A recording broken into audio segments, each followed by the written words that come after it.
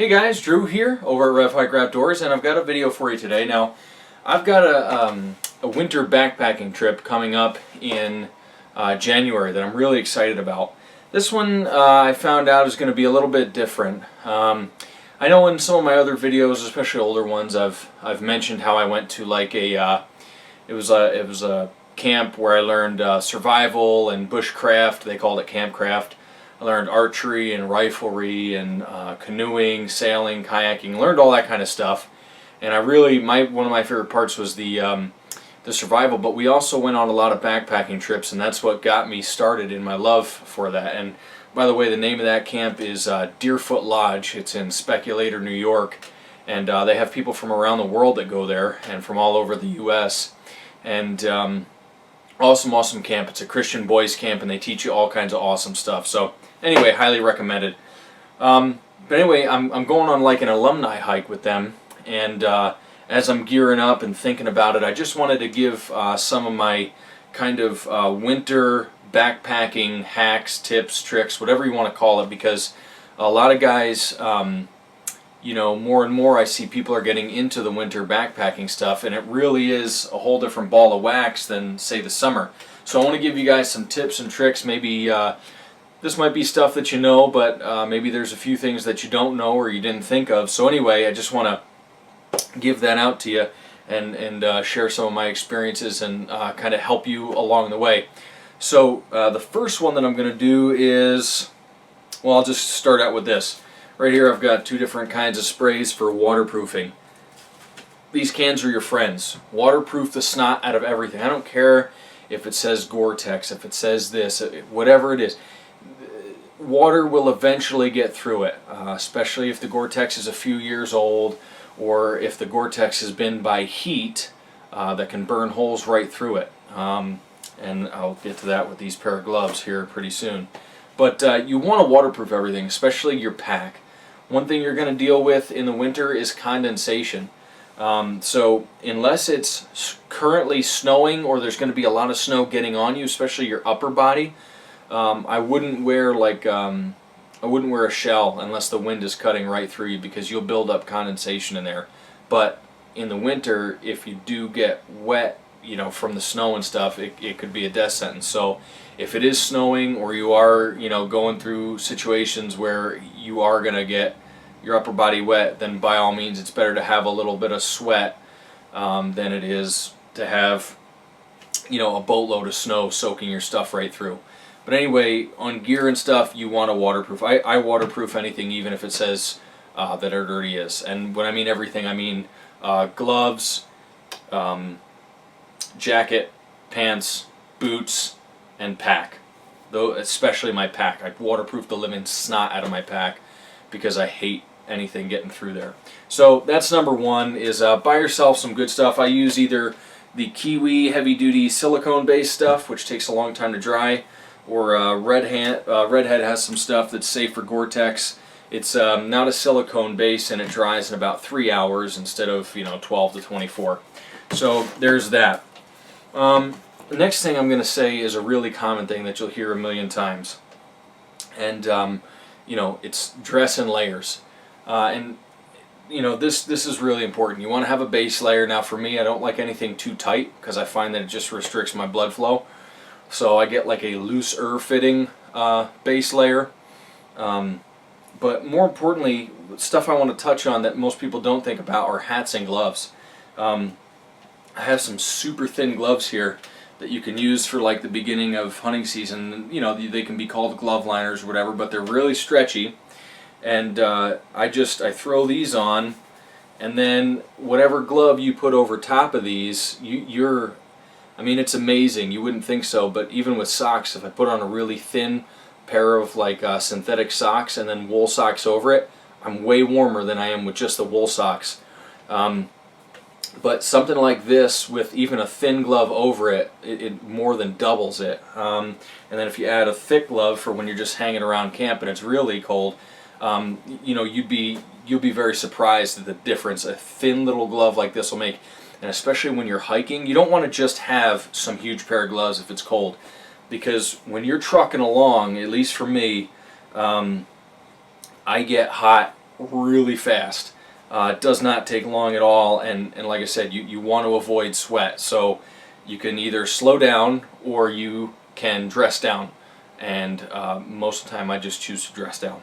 So anyway, get some really thin gloves. I got these for like 10 bucks, super cheap. Also with hats, I have a really thin synthetic. This is Mountain Hardware. I got that on, I don't even know where I got that. I got it super cheap somewhere. And then I like putting a wool hat over top of that, and if I heat up, the wool hat just comes off and I'm not left bare. And you know, because I think a lot of people forget the in-between gear. They get the warmest stuff they can get, and that's good for when you're sitting at camp. But when you're walking, which is the majority of the time, you really are going to need some lighter weight stuff, at least if you're anything like me. So that's that. Dress in layers, and remember hats and gloves, because you need intermediate stuff for that as well. The other thing is, part of the reason I waterproof gloves and stuff is because these were a really good pair of gloves. I don't know if you can see how curled these fingers are. You can't straighten these things. I mean, they're permanently shrunk. I cannot get my hands in there because they got wet. I was slack on it. This is all I can get now, you know. I can't, you know, my fingers end down here. So I guess what I'm saying is these were Gore-Tex. They got a little wet. The outside got wet, and then they were put near a heat source to dry. And that leather that was on the fingertips went, and if Gore-Tex gets too hot, it shrivels right up. I mean, you could watch, it's almost like heat shrink, just poop, it'll suck right up. So these gloves are done. I cannot use these for anything except for to show you guys to please don't do that. Another thing that you run into when you're winter hiking is your water freezing up, especially if you have it in just a regular clear bottle like this. Now you can get insulators, you can get neoprene, you can do all this stuff, but something that I found that is free and works pretty darn well is just some socks. And I use black socks. I'll give you a little close-up of this. But just cover your bottle in an old sock. And this one's long enough to where almost the whole thing is double insulated. So, and I use black socks for the sole reason that if the sun is out, you know, the black's going to absorb some of the heat. So this is a good bottle insulator. It's not going to stop your water from freezing forever, but it will certainly slow that process down. It's going to help it out a lot. To go along with this, remember that in the winter, if everything outside is frozen, your water will freeze overnight. So make sure that you're putting these in your sleeping bag with you at night when you're sleeping. And make sure the caps are on tight. I had a friend who just casually put the cap on and it was disastrous. Everything was soaked and it was a nightmare. So you should sleep with your stuff, you know, because it will freeze outside, but just be careful about it. Okay, so there's my tips on water bottles, sock insulators. Next thing, pockets are your friends. Now, if you guys follow the channel, you know that I love this thing for summer backpacking, and it's only a few ounces, and it's a great waterproof shell. Packs down to, you know, nothing, and this is a great shell. But I won't use it for winter backpacking, even though it's going to save me considerable weight. Reason being, in the winter, pockets are your friend, whether they be on your pants or on your jacket. The more pockets, the better. And what do you mean? Let me show you. Here is one of the containers I keep my fuel in for my alcohol stove. Alcohol does not freeze, so it's not to keep it frozen, or to keep it from freezing, but the warmer it is, the easier it lights. Okay, because what lights on alcohol are the vapors. So if you're running a little alcohol stove, you want this, the warmer this is, the easier it is to light. And when it's freezing outside and you're bundled up and you want things to light easily. You don't want to be sitting there fooling around having to take your gloves totally off to really get in there and try to light this thing. So the warmer this is, if it stays in your pocket next to your body, it's going to be a lot warmer. It's going to touch off a lot easier when you come to the point where you want to cook. So keep this in one of your pockets, obviously with the cap secured. You know, with my North Face binary, I have one little pocket right here. I have nothing here, and that limits me on what I can put. You know, I always have a knife in a pocket.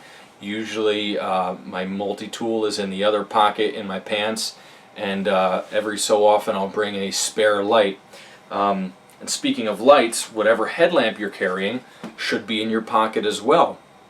And you say, well, I'm not going to use that till I get done. Well, tell you what, in the winter I'm on the trail before it's light, and I'm usually back after it's dark. So you're going to need it anyway, but don't leave it in your pack. The cold will kill batteries, and I'm talking if it's cold, you know, cold. If it's just casual, or you're hiking down south or somewhere where it doesn't get too cold, then you probably don't have to worry about it. But I've been in situations where I stayed overnight and it was 22 below zero. That will kill your batteries, that will freeze your water, that will destroy everything if you're not careful. So keep your headlamp in your pockets, and make sure that you have a good quality headlamp that is waterproof or water resistant, because they will probably get some condensation on there. So, you know, but anyway, I'd rather have a light that works. Also, things that I keep on my person to keep them from freezing: water filter.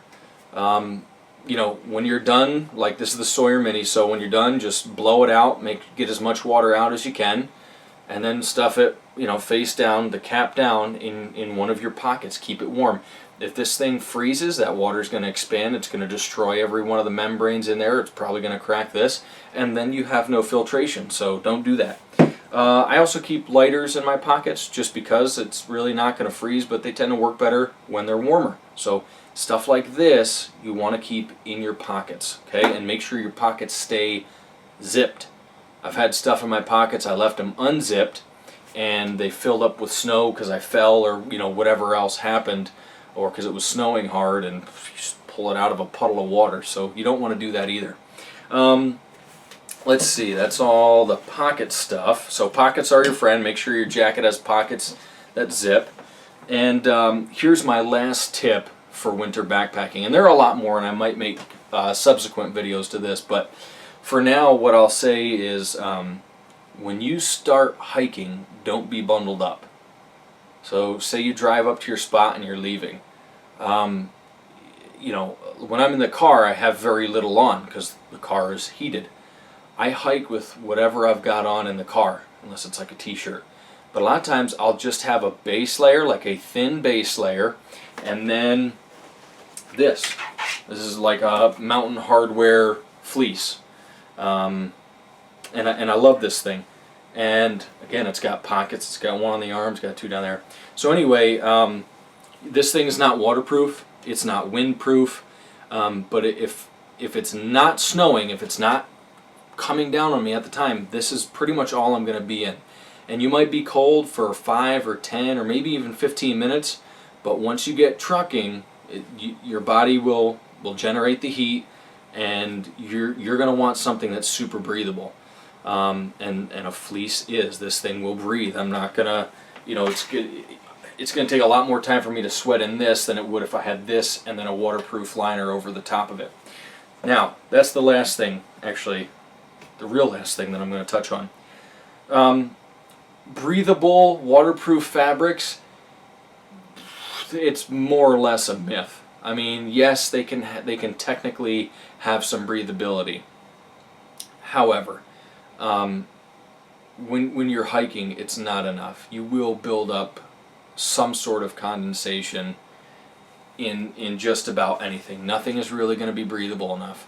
So a lot of times it's better to just save your cash and get something that's straight waterproof, that has like some big old zipper going in the pits, or a zipper in the back for breathability, because they're going to do a lot better than some tech fabric that's supposedly breathable like Gore-Tex. Are they breathable? Yes, technically. Are they practically breathable as far as practical use? And not really. You know, not to the point where it's going to keep you from building up condensation on the inside. So my tip is I'd rather have something super breathable, like a modified fleece, or you know, I don't even know what the heck you would categorize this as. I think it's a fleece, but Anyway, I don't care. A fleece type thing. This is like the fleece with the smooth outside and then like the pilled inside. But anyway, that's it, guys. I hope you learned something. You know, get out there, have fun. The winter is a great time to hike. There's usually less people, and when there's snow on the ground and you're on top of a mountain, you're looking at all these snow-covered peaks and trees and stuff like that. It's truly awesome. So I encourage you to get out there. If you're new to winter backpacking, there's a lot of good videos on YouTube. I just did my 2015-2016 gear list, so you can check that out. I'll put a card in here or something for that. And you know, take these and you know, don't take everything you hear on YouTube as gospel, but go ahead and try it out. These are just things that I've learned in my experience. If you have some other good tips, go ahead, leave them in the comments below, and maybe I'll make another video after I get a bunch of tips. I'm sure there's stuff that I'm forgetting that I could do now, but anyway, guys, thanks for watching. Hope this helps. Don't forget to thumbs up and subscribe. God bless you guys, and I will see you next time.